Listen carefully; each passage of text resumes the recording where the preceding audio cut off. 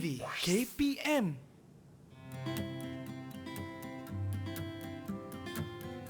Hai semua, salam sejahtera. Anda sedang menonton Sukses SPM 2021 Pecutan bersama dengan saya, Sean Steven, selaku hos anda.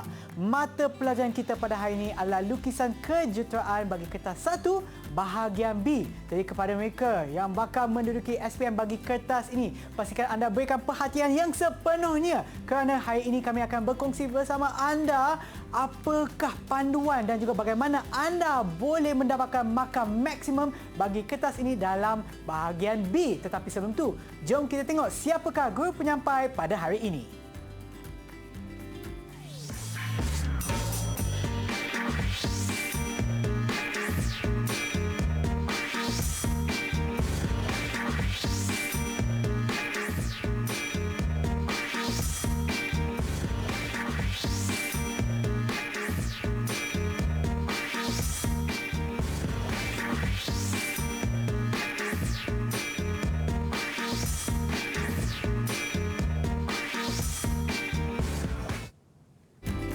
Dan bersama kita pada hari ini adalah Cikgu Nizam daripada Maktab Rendah Sains Mara, Bentong, Pahang. Hai Cikgu. Hai Sean. Khabar baik, Cikgu? Apa khabar? Khabar baik. Baiklah Cikgu. Untuk hari ini adalah mata pelajaran lukisan kejuruteraan, Cikgu. Ya, betul. Bagi kertas 1 bahagian B, kan, Cikgu? Betul. Apa sebenarnya kita akan belajar untuk segmen ini pula, Cikgu? Okey, pada hari ini saya akan berkongsi bersama murid-murid beserta Sean. Ya. Bahagian B untuk soalan nombor 6, 7 dan 8. Ya. Okey, baiklah Cikgu. Jom kita mulakan. Okey.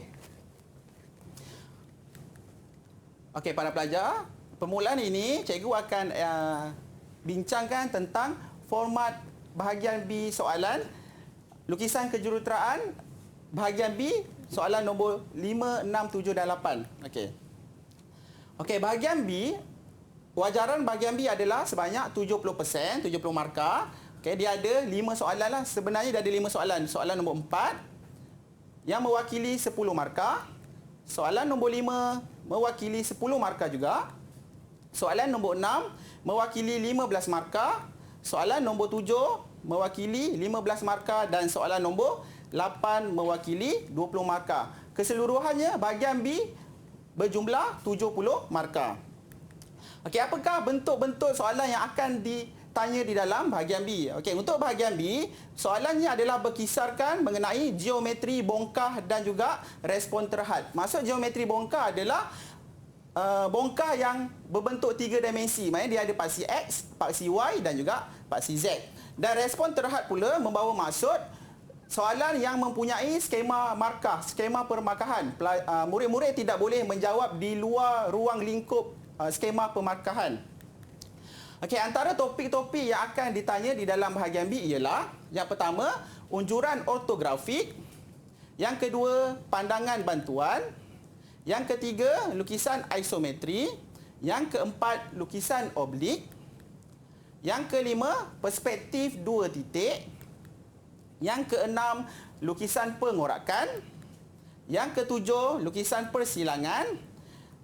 Yang ke-8, lukisan elektrik. Yang ke-9, lukisan bangunan. Dan yang ke-10 adalah lukisan mekanikal. Cikgu, saya ada soalan, Cikgu.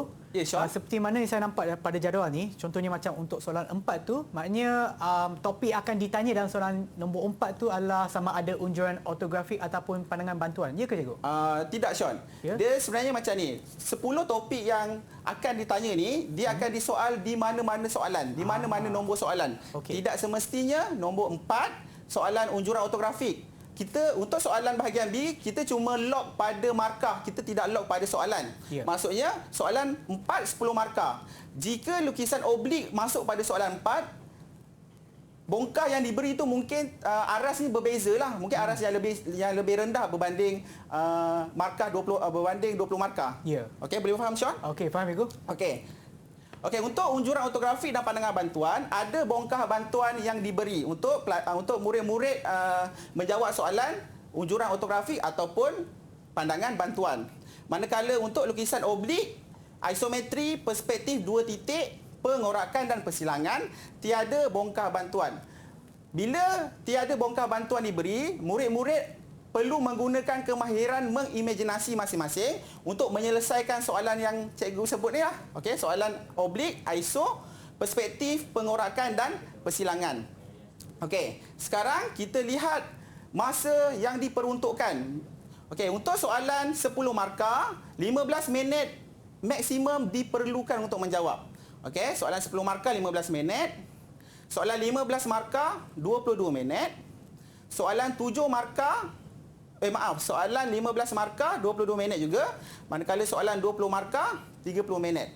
Okey, untuk pengetahuan murid-murid di rumah, lukisan kejuruteraan paper kertas 3759/1 1 jam 2 jam 30 minit 100 markah. Bermakna jika kita bahagikan dengan minit yang ada, 1 markah mewakili 1.5 minit. So pelajar perlu memaksimumkan masa sebaik mungkin untuk mendapat markah yang tinggi. Okey, yang ini markah-markah yang cikgu tunjuk di depan ini adalah cadangan sahaja. Okey, jangan melebihi masa yang dicadangkan supaya murid-murid ada masa tambahan untuk menyemak kembali jawapan yang telah dilukis. Okey, Sean. Okey, cikgu. Dan seperti mana yang disebutkan oleh cikgu tadi, berdasarkan jadual yang ditunjukkan, tak semestinya pada soalan 4 ke soalan 5 tu akan tanya sesuatu topik. Maknanya daripada 10 topik tersebut, mungkin akan ditanya di soalan yang berbeza. Pastikan anda betul-betul kuasai ke semua 10 topik ini. Dan juga masa yang disarankan untuk anda menjawab setiap markah, untuk mendapatkan setiap markah adalah 1.5 minit. Jadi sekiranya anda ada lebih masa, anda boleh semak balik jawapan yang telah diberikan ataupun yang telah anda jawabkan pada soalan tertentu. Baiklah, kita akan berehat seketika dan kembali semula ke Sukses SPM 2021 Percotan.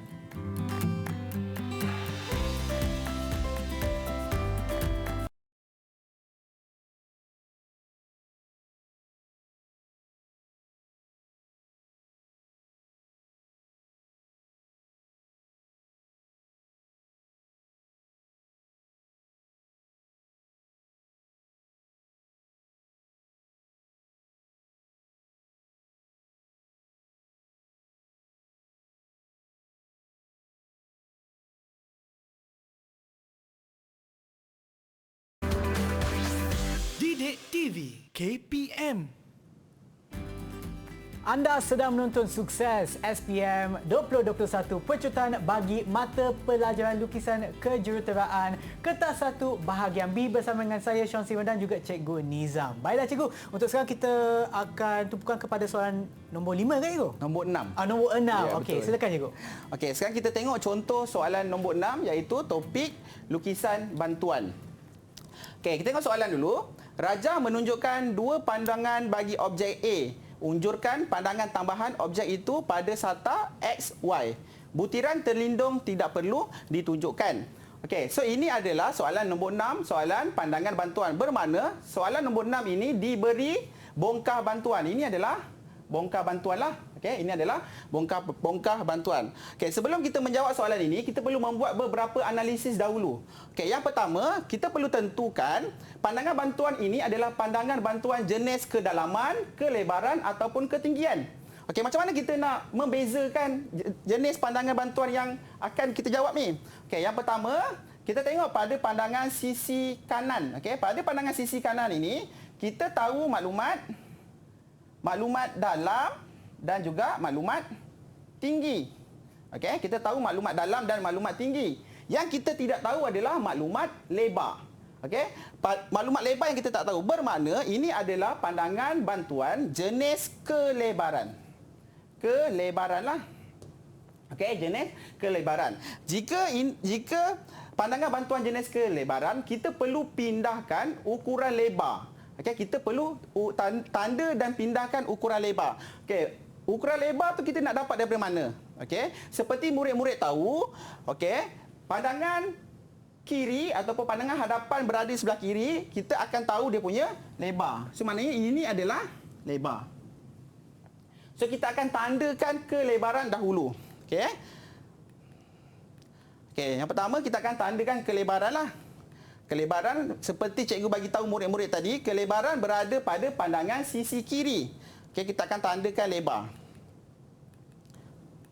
So kita labelkan sebagai A, B, C, D, E, F, G dan H. Okey, maksud tandakan lebar tu adalah pada setiap bucu lah. Maksudnya begini.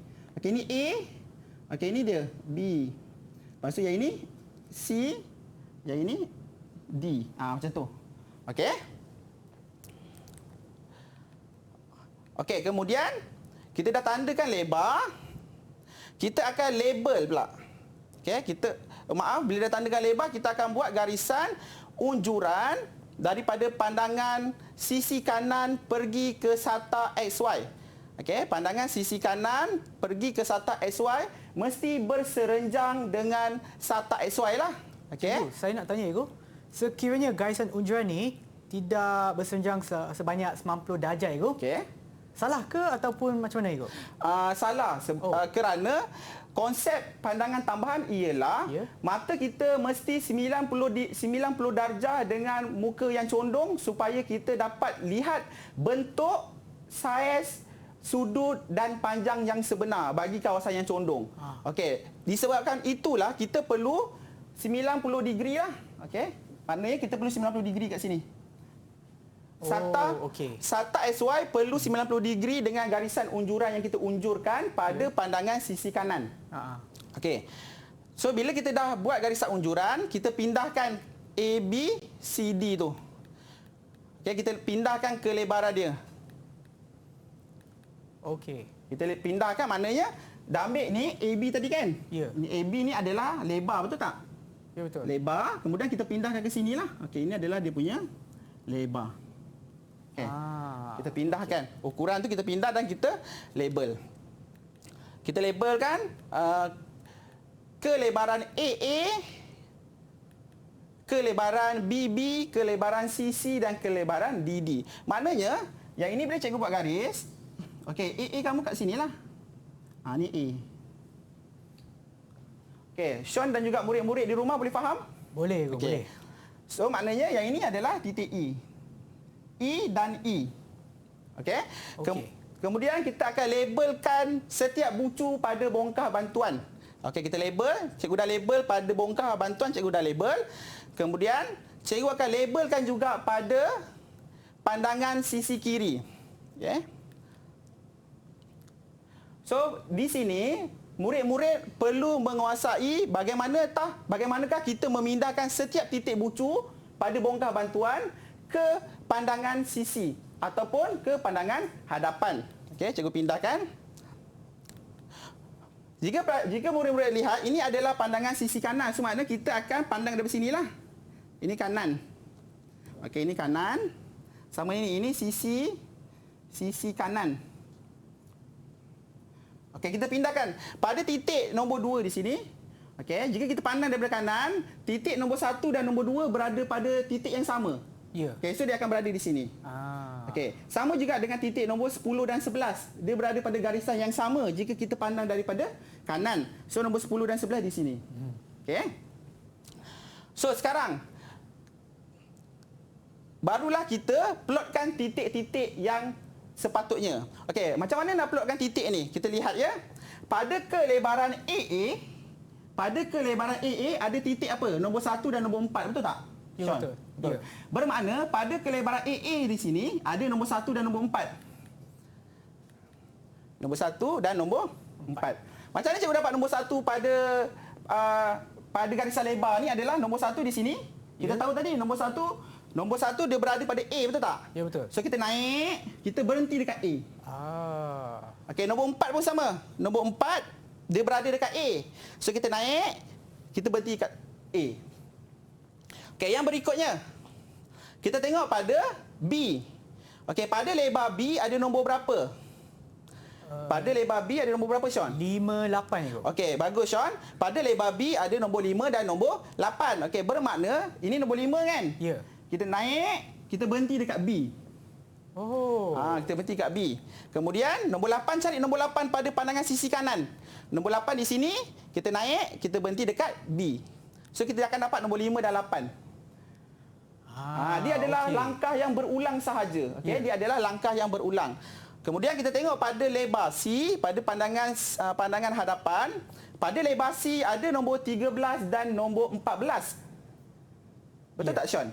Betul. Okey. So kemudian kita cari nombor 13 pada pandangan sisi kanan, kita bawa pergi ke C lah. So cikgu akan dapat 13 dan 14 di situ. Okey. So kita akan selesaikan lebar C, lebar D, lebar E, lebar F, lebar G dan lebar H. Okey, kita selesaikan. Kita hanya plot saja, cari nombor yang sama, kita cari tempat dia bersilang. Itu nombor 16, 15, 9, 10. Okey, pada lebar G, nombor 6, nombor 7. Okey, pada lebar H, dia ada nombor 2 dan nombor 3. Okey.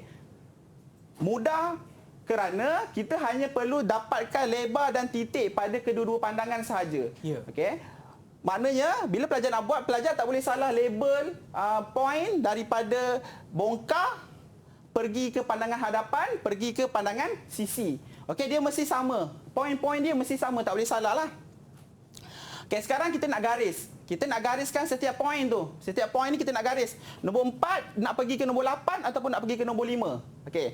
So macam mana kita nak tahu? Kita akan refer kepada bongkar bantuan. Okey, kita akan refer kepada bongkar bantuan. Daripada bongkar bantuan ni kita boleh tahu dia nombor tu dia melompat daripada mana ke mana. Nombor 5 melompat ke nombor 6. Ada garisan nombor 5 ke nombor 6. Ya. Okey, nombor 6 ada garisan ke nombor 7. Okey, so kita akan buat berpandukan bongkar lah. Kalau murid-murid tengok 4 ke 8 dia garis. Sebab apa dia garis? Sebab 4 ke 8 tu ada garisan pada bongkar. Ya. Okey.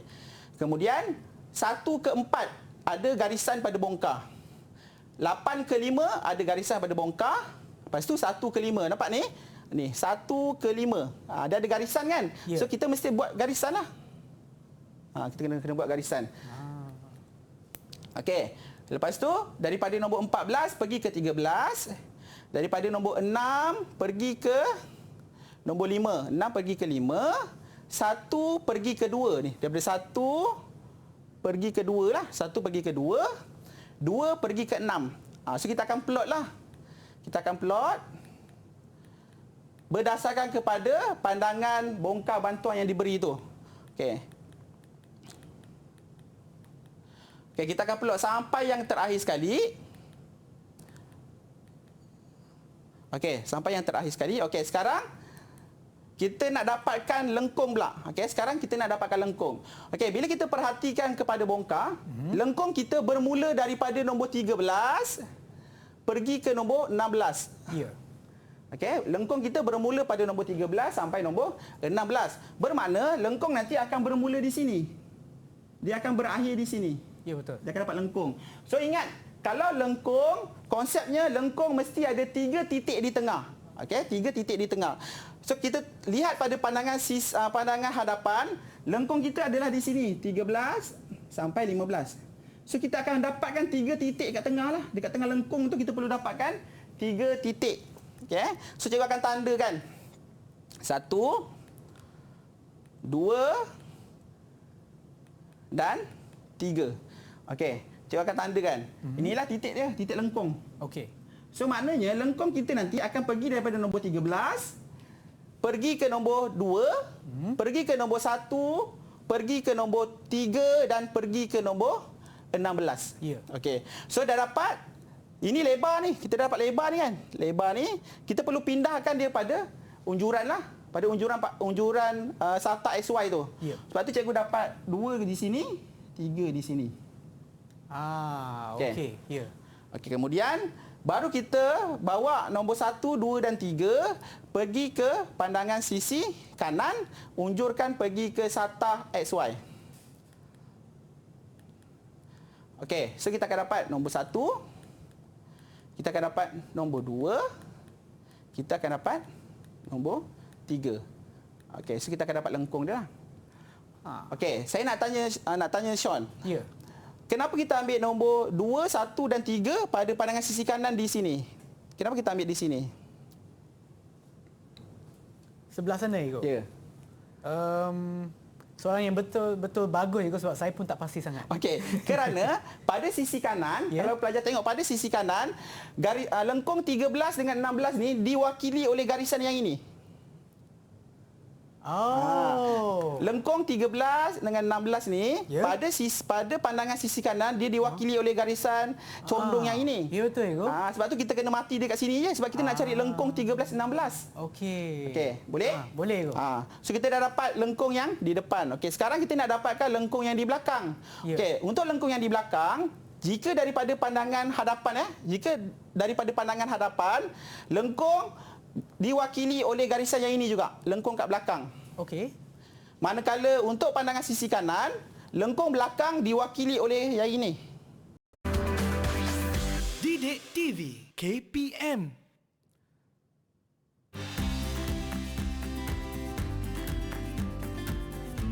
Anda sedang menonton Sukses SPM 2021 Pecutan bersama dengan saya Sean Steven, dan mata pelajaran kita pada hari ini adalah lukisan kejuruteraan bagi kertas 1 bahagian B bersama dengan Cikgu Nizam. Baiklah Cikgu, jom kita teruskan dengan soalan nombor 7 kan Cikgu? Ya, betul. Okey, silakan Cikgu. Okey, kita proceed kepada soalan nombor 7. Ini adalah contoh soalan nombor 7, 15 markah. Okey, kalau 15 markah bermakna kita perlu menyelesaikan soalan ini maksimum 22 minit. Ya. Okey, 22 minit. Okey, ini adalah tajuk lukisan elektrik.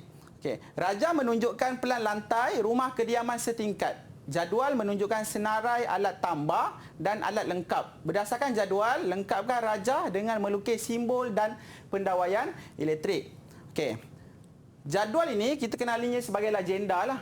Okey, dikenali sebagai legenda. Okey, kalau kamu tengok di legenda ini, dia dah tempatkan lokasi, alat tambah dan keterangan. Apa yang perlu ada pada lokasi tersebut, sama ada alat tambah ataupun alat lengkap. Untuk menjawab lukisan elektrik, murid-murid perlu tahu dua perkara. Yang pertama, simbol piawai. Yang kedua, murid-murid perlu tahu bagaimanakah untuk membuat pendawaian bagi kipas dan lampu. Okey, alat tambah dan alat lengkap. Apa yang berbeza tentang alat tambah dan alat lengkap? Alat lengkap ni biasanya seperti lampu, kipas yang ada suis lah, itu adalah alat lengkap. Manakala alat tambah ini seperti loceng, soket, itu adalah alat tambah. Okey. Okey, kita tengok pada lokasi yang pertama. Okey, lokasi pertama, anjung kereta, dia kata alat tambah alat lengkap yang ada adalah 1 unit lampu pendaflor bulat. So kita akan lukis 1 unit lampu pendaflor bulat. Okey, keterangan dikawal oleh suis 2 hala di anjung kereta dan ruang tamu. Okey, so bila kita dah buat simbol, kita akan buat dia punya suis. Okey, suis mesti ada nombor 2 lah sebab suis 2 hala. Dia cakap suis itu dikawal di anjung kereta dan juga di ruang tamu. Okey. Pelajar perlu tahu, okey, ada rule ataupun undang-undang yang perlu pelajar patuhi semasa meletakkan simbol-simbol alat elektrik ini. Okey, yang pertama, simbol alat tambah ataupun alat lengkap perlulah berjarak 1 hingga 2 mm daripada dinding. Okey, maksudnya kalau simbol ataupun alat tambah yang kita letak dekat dinding, dia tidak boleh mengena pada dinding lah, tak boleh rapat. Dia mesti ada jarak. Okey. Bila pelajar tengok, dia mesti ada jarak 1 hingga 2 mm daripada dinding. Itu yang pertama. Yang kedua, suis mesti diletakkan di pintu. Okey, di tepi pintu. Tak boleh di belakang pintu. Dia mesti di tepi pintu. Benda yang sama bila kita berada di rumah kan, bila kita buka pintu bilik, contoh pintu bilik, bila kita buka pintu bilik, kita terus capai suis, betul tak? Ya. Kita tak ada buka pintu bilik, lepas tu kita lari ke belakang pintu, kita tekan suis. Tak ada macam tu.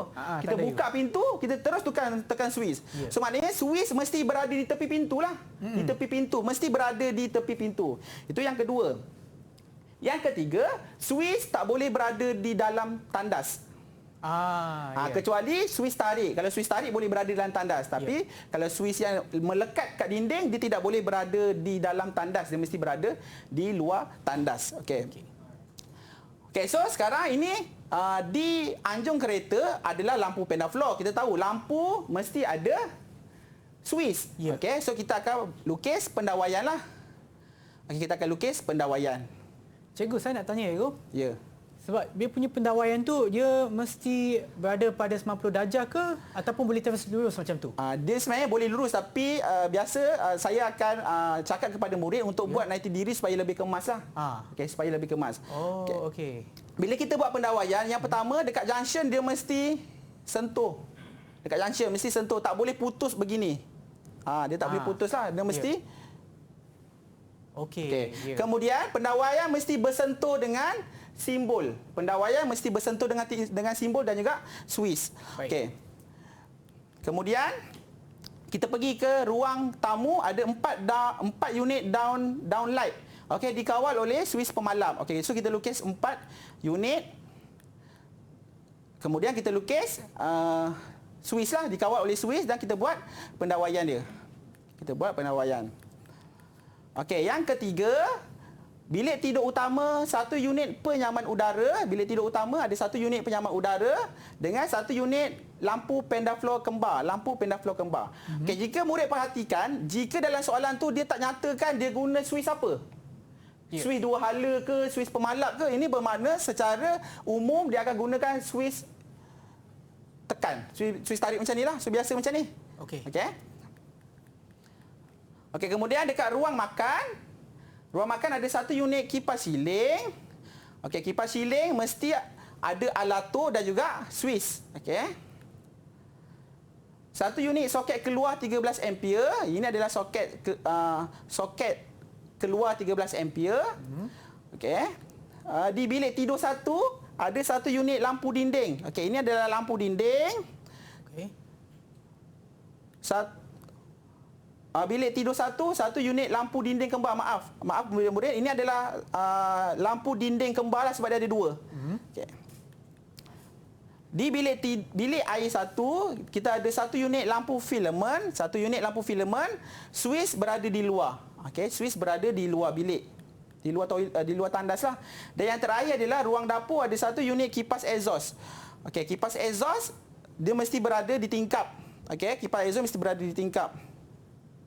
Okay, secara keseluruhannya bila kita buat lukisan elektrik, situasi seperti kita berada di rumah sendiri. Okey, kita boleh tengok kedudukan aircon kat mana, kedudukan lampu dekat mana. Biasa lampu kita akan buat di tengah lah supaya mendapat pencahayaan yang maksimum. Okey, jangan letak kat tepi kecuali kalau lampu tu adalah lampu dinding, kita boleh letak kat tepi. Okey, yang paling penting adalah bagaimanakah kita meletakkan tangkai bagi Swiss. Okey, kebanyakan pelajar dia keliru sama ada dia nak belah kiri ke nak belah kanan. Okey.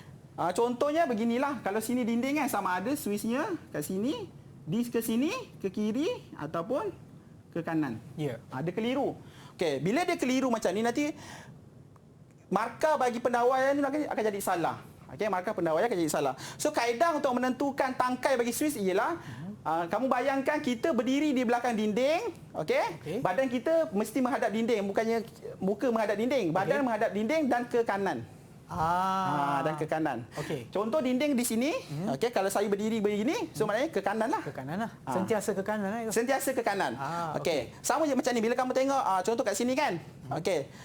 Contoh dekat ruang makan, kalau cikgu ada Swiss, dia akan pergi ke kamu berdiri macam ni. Lepas tu ke kanan. Dia mesti ke macam tu. Kita bayangkan macam kita berdiri di hadapan dinding tapi belakang menghadapi dinding. Ya, betul. Maknanya belakang kita yang akan menghadap dinding tu. Lepas tu ke kanan. Okey. Kalau murid saya memang yang ini dia sentiasa keliru. Sebab tu kalau nak buat pendawaian, nak buat Swiss, saya cadangkan murid-murid untuk kertas tu kita boleh pusing-pusing lah. Lagi senang tu. Ada setengah murid dia kalau fix kat situ dia tak nampak, dia tak boleh bayangkan macam mana ke kiri ke kanan. Dia kena letak kertas tu kat menghadap dia. Dia pusingkan menghadap dia. Dia akan menghadap dia. Okey. Ini kemudian yang penting juga dalam lukisan elektrik ialah simbol yang digunakan mesti simbol piawai dan dia mesti standard. Maknanya kalau kipas siling, katakan kipas siling ada di 4 tempat. di ruang makan ada kipas siling, di bilik tidur utama pun ada kipas siling, maknanya saiznya mesti sama. Okey. Okey, saiznya mesti sama. Kalau ini kamu pakai bulatan yang diameternya, contohlah diameter bulatan ni kamu pakai yang 3. Okey, kamu pakai 3 mm. Maknanya bila kamu buat kipas siling di bilik tidur utama pun dia mesti 3 mm 3 mm juga. Okey, dia mesti 3 mm juga. Dia mesti standard lah. Saiz dia mesti sama di semua ruang. Okay. Tak boleh lampu pendar floor. Lampu pendar floor dekat anjung kereta pendek. Tiba-tiba dekat dalam bilik tidur lampu pendar floornya panjang, dia tak boleh macam tu. Okey. Okey. Dan juga lagi satu yang penting untuk menjawab soalan pandangan elektrik ialah Swiss saiz Swiss. Bila kita buat saiz Swiss, okey, saiz Swiss, kita punya diameter Swiss ini dia pakai 1/3 L. Yang ini L. Oh, okey. Maknanya jika kita punya tangkai Swiss itu 3 mm, panjangnya 3 mm, jejar diameter kepala Swiss tu adalah 1 mm. Dia 1 nisbah 3 lah. Dia mudahnya 1 nisbah 3. 3 ni untuk tangkai dia. 3 untuk tangkai. Okey. Manakala 1 ni untuk dia punya kepala lah. Okey. Kalau tangkainya kita pakai 9. Okey, 9 mm, maknanya kepala kita perlu pakai 3 mm. Itu sajalah untuk soalan elektrik. Okey, cikgu. Dan seperti mana yang disebutkan oleh cikgu tadi, pastikan unit ataupun simbol yang digunakan tu adalah simbol piawai dan juga seragam. Maknanya kalau kita guna 3 mm, contoh macam diberikan oleh cikgu tadi, 3 mm untuk saiz kipas dia ataupun simbol kipas tu, pastikan seragam di semua bilik yang dilukis di sana. Dan juga pendawaian pun mesti sentiasa semampu darjah supaya kelihatan kemas. Dan juga seperti mana panduan yang diberikan oleh cikgu untuk tangkai Swiss dan juga kepala Swiss tu adalah 1/3 ataupun 1 nisbah 3 ya. So pastikan ini semua mestilah ingat dan mestilah digunakan nanti apabila anda bakal duduk untuk kertas lukisan kejuruteraan kertas 1, dan ini adalah untuk bahagian B. Dan kita akan berehat seketika kembali semula selepas ini di Sukses SPM 2021 Pecutan.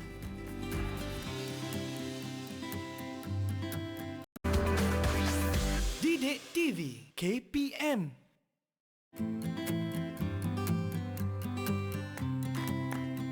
Anda sedang menonton Sukses SPM 2021 Pecutan bagi mata pelajaran lukisan kejuruteraan bagi kertas 1 bahagian B. Dan sekarang kita akan teruskan dengan soalan nombor 8. Silakan Cikgu Nizam.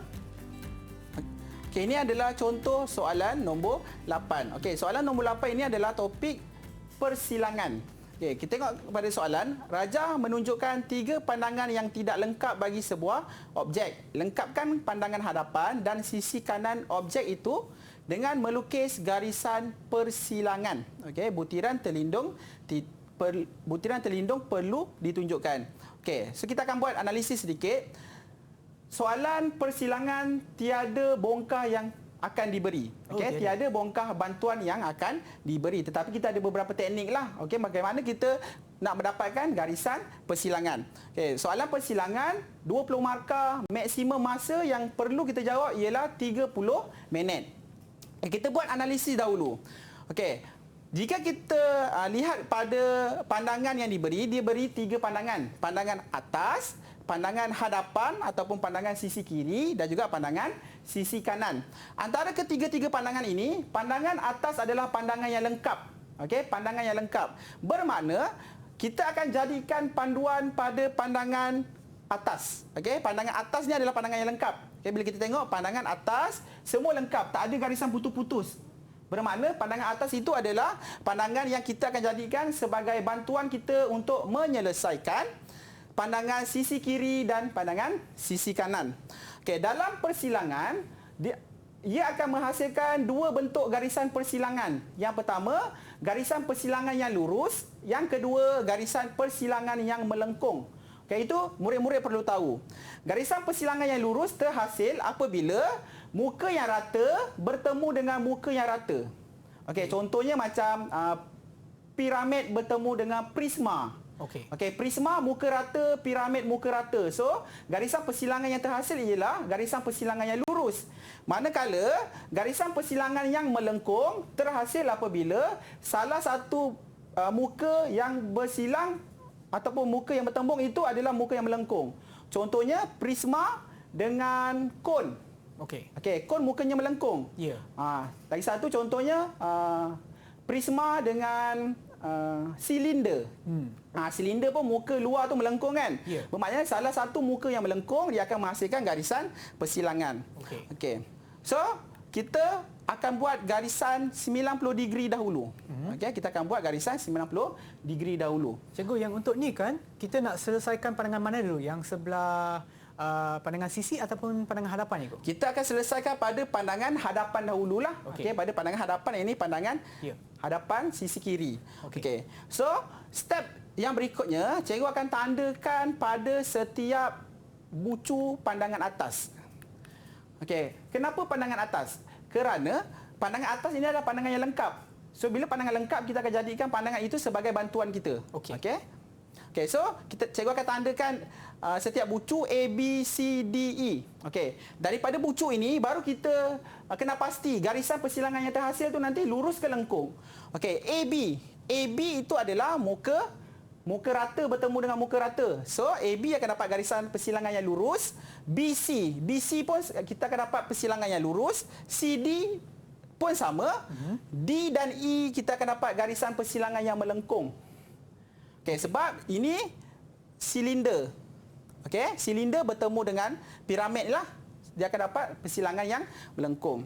Kita akan gunakan kaedah tapak puncak. Okey, kaedah tapak puncak. Okey. Murid-murid boleh perhatikan betul-betul. Okey. Ini adalah tapak B. Kenapa tapak B?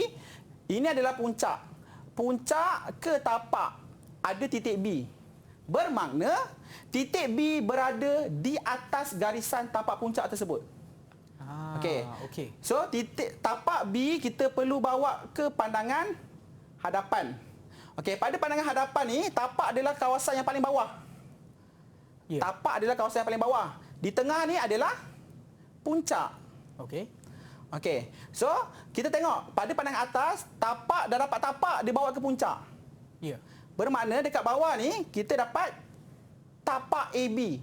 So, tapak AB kita bawa ke puncak. Okey. Tapak AB kita bawa ke puncak, kemudian titik B kita bawa turun. Titik B kat sini. Kamu perhatikan garisan tapak puncak pada pandangan atas dan pada pandangan hadapan. Nampak tak titik B dia berada di atas garisan tapak puncak tu? Ya. So, bila kamu dah faham satu konsep, kamu boleh selesaikan yang lain. Okey, so kita tengok pula titik C. Okey, nak cari titik C, kita dapatkan tapak C pada pandangan atas. Daripada tapak C pandangan atas, kita bawa turun ke pandangan hadapan. So, itu adalah tapak C. Kemudian kita bawa ke puncak. Okey, kemudian titik C kita bawa turun. So, kita akan dapat titik C kat situ. Okey. Okey, kemudian kita dapatkan titik D. Okey, titik D ini adalah tapak D. Tapak D bawa ke bawah. Ini adalah tapak D. Okey, titik D tak boleh bawa turun pergi ke tapak D.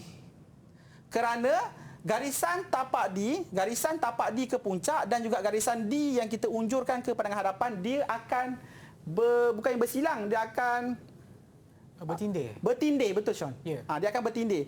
Garisan tapak D ke puncak dengan garisan D dia akan bertindih. So kalau dia bertindih, kita tak tahu di manakah titik persilangan dia. Ya, betul. Okey, so kita akan bawa tapak D pergi ke pandangan sisi kanan. Okey. So cikgu akan bawa pergi ke tapak D kat sini. Okey. Okey, kemudian ke puncak. So konsep tapak D perlu ke puncak. Okey, tapak D perlu ke puncak, kemudian D kita bawa turun. Okey, so kita akan dapat D kat sini. So bila kita dapat D kat sini, baru kita unjurkan ke sebelah kiri. So kita tahu D kat situlah. Okay, kita akan tahu D di situ. Okey. So bila kita dah tahu D, kita selesaikan. Macam mana kita nak selesaikan? Macam mana kita nak tahu garisan-garisan tu? Garisan biru tu macam mana kita nak tahu jawapan kita? Refer kepada pandangan atas lah. A pergi ke B, B pergi ke C, C pergi ke D.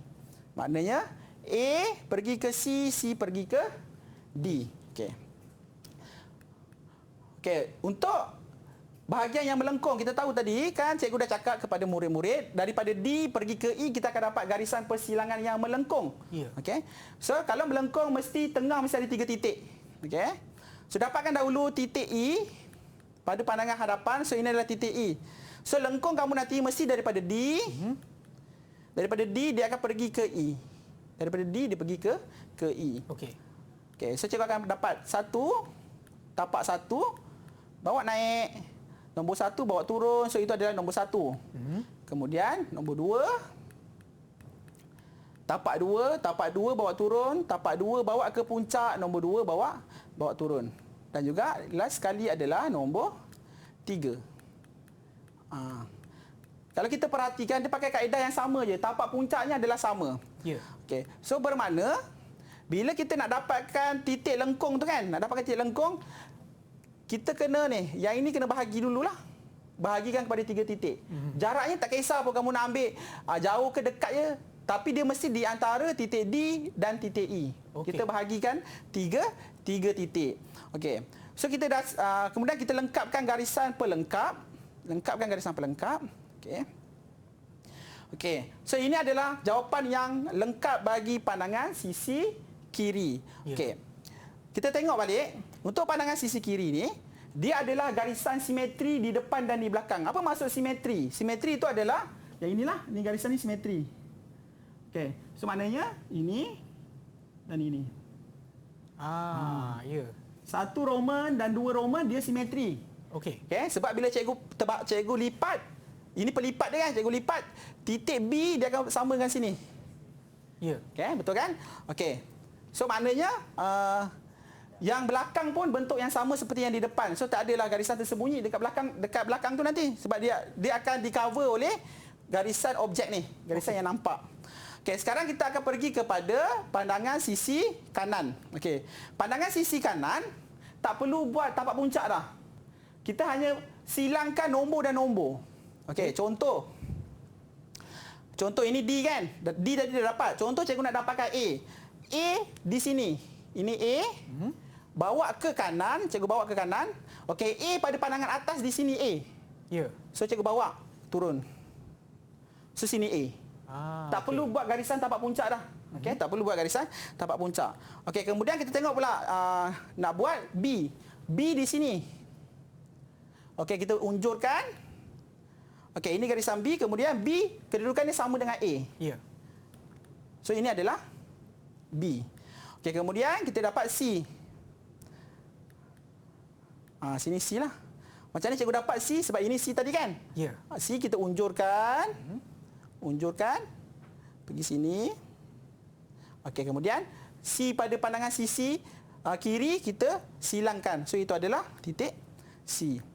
So kaedah yang sama juga kita guna untuk mencari 1, 2 dan 3. Okey. Okey, 1, 2 dan 3. Okey, ini nombor 1. Ini nombor 2 di situ dan juga nombor 3 di situ. Okey, so kita akan lengkapkanlah. Okey, lengkapkan. Okey, macam mana cikgu tahu dia tersembunyi ataupun dia objek? Okey, pada pandangan sisi kanan, dia di sini. Dia punya apa? Dia punya mirrornya di sini. Okey. Di mirror ni di sinilah. So, kalau kamu tengok ini nombor 3, ini nombor 4. Okey, nombor 3 dan juga nombor 4 tu, kalau cikgu lipat, dia sama ke tak kedudukan dia? Titik dia. Nombor 3 dengan nombor 4 ni cikgu lipat. Ya. Titik yang ini dengan yang ini tak sama. Titik E dengan titik A pun tak sama. Tak sama itu. So maknanya dia tak simetri. Yang ini di depan, yang ini di belakang. Okey. So maknanya D1, 2, 3, AE itu adalah yang nampak. Manakala CB itu adalah bahagian yang tak nampak. Okey, ini baru kita buat satu bahagian. Kita buat lagi satu bahagian. Okey. Satu bahagian ni disebabkan dia simetri. Bila murid tengok, satu dengan yang ini sama. Dia simetri. Satu, kat situ 1. 2, situ nombor 2. 3, situ nombor 3. So kita akan buat lengkung. Dapatkan dahulu titik D lah. So itu lengkung dia. Okay. Sebab kalau murid-murid tengok kawasan DE dengan yang ini sama. Betul tak? Ini sama. Garisannya adalah sama ni. Ini dengan ni sama. So kalau sama, bentuknya akan dapat sama lah. Bentuk akan dapat sama. Sama juga dengan yang ni, A, B, C, D. A, B, C, D di bawah dengan yang di atas sama. So kalau sama, dia akan dapat bentuk yang sama. Dia akan sama. Sebab dia simetri. Ni simetri.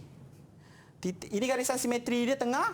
Garisan simetrinya kat sini Yang ini garisan simetri di tengah. Kamu tengok.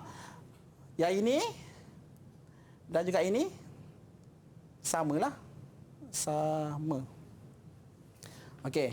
So itu sahaja untuk teknik untuk menjawab soalan persilangan. Okey, baiklah cikgu. Terima kasih cikgu atas perkongsian ilmu cikgu pada hari ini dan mungkin cikgu pun boleh berikan sedikit rumusan kepada apa yang kita dah belajar untuk hari ini. Okey, untuk nak skor soalan lukisan kejuruteraan, pelajar tidak boleh spot soalan. Itu yang penting. Pelajar kena tahu daripada A sampai ke Z. Dan juga step-step tak boleh miss lah, tak boleh tertinggal, terutama bahagian-bahagian yang kita boleh senang dapat markah seperti plotkan titik, labelkan titik pada bongkar, itu adalah step-step yang kita tak boleh tinggal. Sebab ia sangat membantu kita untuk mendapat maksimum markah. Ya.